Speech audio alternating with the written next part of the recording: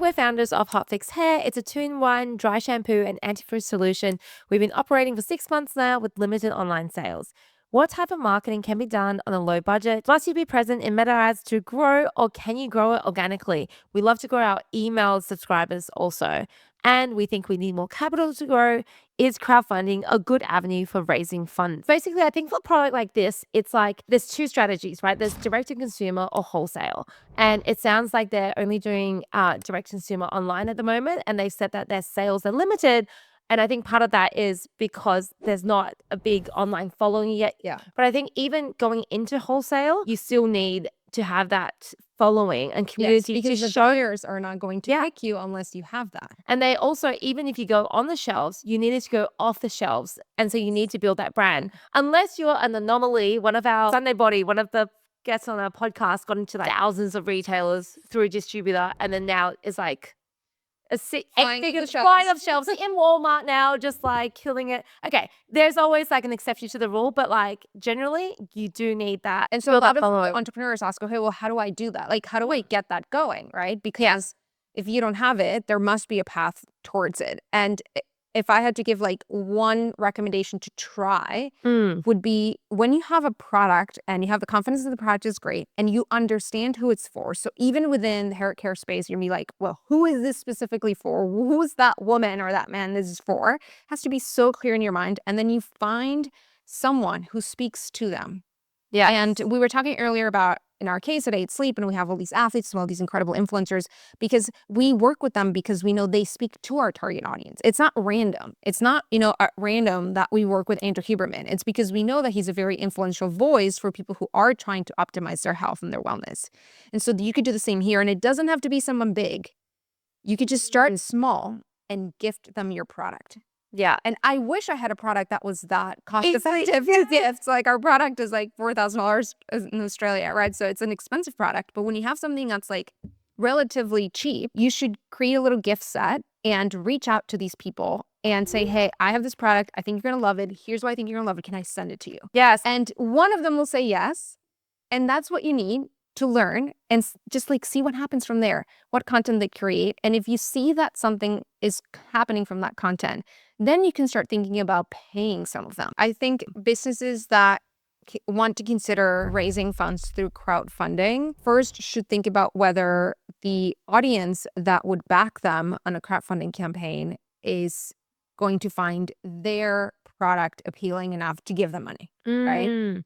What do you think that threshold is? Like, what do you think you need? Like, do you need a sudden, like, everyone has a USP, but what do you think they need? I think it really depends on the audience. And this may be different between the US and Australia, right? But it's like, do people back these types of projects for hair care products on crowdfunding? Or maybe there's more of a theme, like maybe they back art projects. And so yours is just not going to succeed there because it's not the platform for it. And the other thing is the companies that tend to do well in crowdfunding, it's also because they've like built a certain community. So at least you get the initial push from a community that you've created. So maybe you have like a good following on social media, either the business or the founders, or you can get someone who does have an audience and a community to support you and spread the word, right? But you need to like kindle that fire. Go through Instagram and find people with like this frizz hair problem. So we need to insert this video of me from the Modi Body podcast because there was a period where I used to sit on that side and I don't anymore because the light used to just shine on my like baby hairs. And I'm like, it was just too much. I'm like, I had to switch sides on where I'm sitting in the podcast. There's more. I'm like, oh my God, this is so terrible. But literally go and find people with that problem. Kelly McCarran, my friend Kelly McCarran, she's always, all her before photos, it looks like her hair's been through a microwave. But like, go find people to gift it to who genuinely are the type to believe in that product. Yeah. And some of them are going to, without charging you, post about it.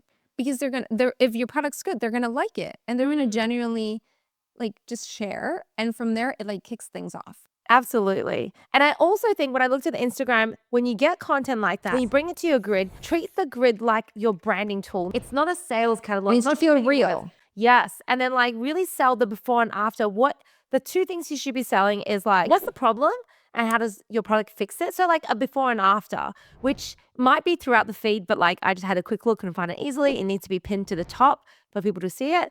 And then also, what are the different like occasions that you might need it? So like, oh my God, I've got this important podcast interview. I need it quickly. I have a date. I have like, I'm on the Zoom call and I can see it, or on a night out. Like, think of the occasions and like help people think of the moments that they need it. Correct. Yes. I really like that. And you're right. I think that content, you bring it into your organic social, and your profile should look like something that feels I can relate to. And then once you're ready to invest in ads, so there was a question of like, Yes. the Meta, should we be investing? You should be doing if you have that type of content to boost. Yes, you need the good creatives in the first place. Yes. Absolutely.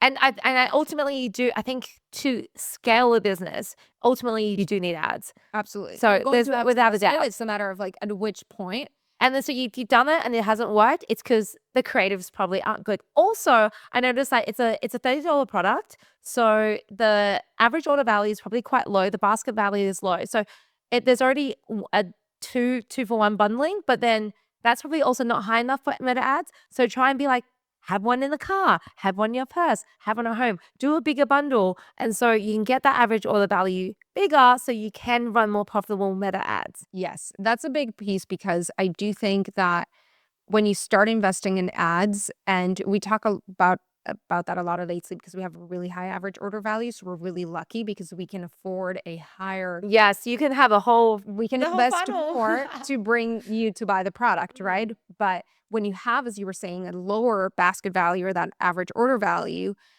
it's going to be trickier. So you can also think of like the right time to invest in ads is when you're hit a certain milestone in AOV and you know how to get people there through bundling or through maybe merchandising where there's different products, or maybe you start selling other hair accessories, right? But like get people to spend more on your website so that you can invest more upfront to bring them into the site, because it's just not realistic that you're going to spend $10 to acquire them through meta ads. There's a threshold that you're going to have to invest. Yeah, absolutely.